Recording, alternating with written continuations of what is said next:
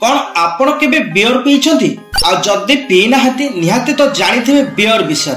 साधारण बाहाघर function party किंबा दुखरे थिला बेले लोक माने बियर पी तबे सही बियर फैक्ट्री रे किपरि तयारी हुए आ एहाकु तयारी करबाकू केते टका लागिथाय। तबे दर्शक बंधु आसंतु ए वीडियो रे संपूर्ण जिनसठी जानिबा किपरि बियर की प्रस्तुत करा जाय फैक्ट्री रे आ ता पछरे केते टका खर्च होइताय। हम चैनल को जदि सब्सक्राइब करना हाते निहाती एबेठर सब्सक्राइब कर दियंतु एमितिका इंटरेस्टिंग जिनस आपण माने यथा शीघ्र पाई परिबे। तबे दर्शक बंधु आसंतु आरंभ करिबा आज रे टॉपिक फैक्ट्री रे बियर किपरि तयार हुए। दर्शक बंधु फैक्ट्री रे बहुत प्रोसेस पर बियर बने थाए। एही बियर बनेबा प्रोसेस होउची एठारे तबा किछि शस्य। एही बियर को अंकुरित होइतवा शस्य रु तयारी करा जाय। आउ एही शस्य भिन्न भिन्न क्षेत्र रु मध्ये अणा जाय। जेपर कि चाउल गहम आउ सब भलो जिनिस रु मध्ये अणा जाय थाए। एही सब शस्य सबआडू संग्रह करी ट्रक जगे फैक्ट्री को मध्ये अणा जाय। आउ फैक्ट्री रे प्रथमे एही शस्य को अंकुरित करा जाय। काहे कि ना अंकुरित होइने ता शस्य बियर प्रस्तुत पय योग्य होइने थाए। फैक्ट्री रे लोक माने निर्दिष्ट प्रक्रिया और मेसिन सहायता रे शस्य को अंकुरित करै थांती।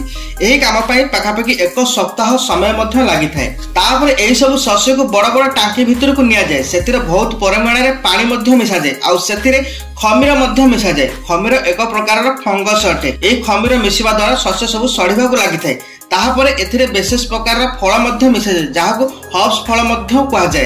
ताहापरे एही समस्त मिश्रण को टांकी भीतर को देई एहाको गरम करा जाय। बियर प्रस्तुत हेबा पई एही उपादान को 4 रु 5 घंटा पर्यंत फुटा जाय। तापर पानी बाष्प ही ऊपर को मध्ये उठी जाय। पानी सुखिबा परे टांकी रे एही उपादान गुडी रहि जाय थाए। तापर एही उपादान को टाण खरा रे भले के सुखा जाय। नहले बड़ हीट मशीन द्वारा एहाको सुखा जाय। एहा सुखिबा फल रे एथिरे थिबा ओदापण मध्ये हटि जाय थाए। तापर ए समस्त सुखि जायतवा जिनिस को एक बड़ मिक्सचर ग्राइंडर रे पूरा जाय। जा फल ए सब उपादान पाउडर मध्ये बनि जाय। आउ सेही पाउडर ही आगु को बियर में प्रस्तुत करा जिवो। तापर गुड़ आउ चीनी रो मिश्रण होई थाए बड़ टांकी रे। तापर जो पाउडर पुरपुर होई थाए सेही पाउडर को एही गुड़ आउ चीनी रे मिश्रण करा जाय। ए पाखापाखि 2 घंटा पर्यंत मध्ये गरम करा जाय थाए। गरम हेबा परे जा फल रे ऊपर बहुत सारा फेण और तळे लिक्विड मध्ये जमी जाय थाए। आउ एही लिक्विड को बाहर करा जाय अन्य को टांकी रे मध्ये रखा जाय।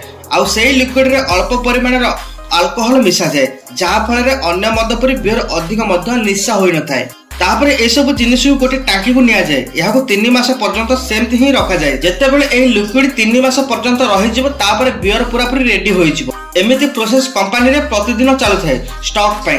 3 मास हेबा परे जो लिक्विड बाहर को आसी थाए ताहाको परीक्षा करिया पई प्रथमे लैब को पठा जाए। जदि बियर रे सब किछि ठीक थाए ताहा मार्केट को जिबा पई पूरा पैकिंग मध्ये होई थाए। कंपनी रो अन्य पटे बियर पई बोतल आ कैप मध्ये तयारी चालू थाए। से सब हेला परे बोतल को भलो भाबरे सफा करा जाए। आउ सेथिरे स्टिकरिंग करा जाए। ताहा परे एहाको पेटी रे पुराई एहाको मार्केट को निया जाए बिक्री होई थाए। दर्शक बंधु ये थिला बियर तयारी कंपनी रो फुल प्रोसेस। तबे आपण माने केते टका खर्च होय आसंत जानिया। तबे गोटे बियर बोतल पई पाखापाखि 20 रु 25 टका खर्च होई थाए। जहा मार्केट रे 200 रु 250 टका मध्ये बिक्री होई थाए। तबे दर्शक बंधु ये थिला फैक्ट्री रे किपरि बियर प्रस्तुत हुए। तबे बियर स्वास्थ्य पक्षे हानिकारक। एहाकु आपण माने केबे भी पीबा उचित नहे। एहा पीले स्वास्थ्य मध्ये क्षतिकारक होई थाए। तबे वीडियोटी किपरि लागिला आपनका मतामत निश्चित लिखिबे। आज पय रहउछि नमस्कार।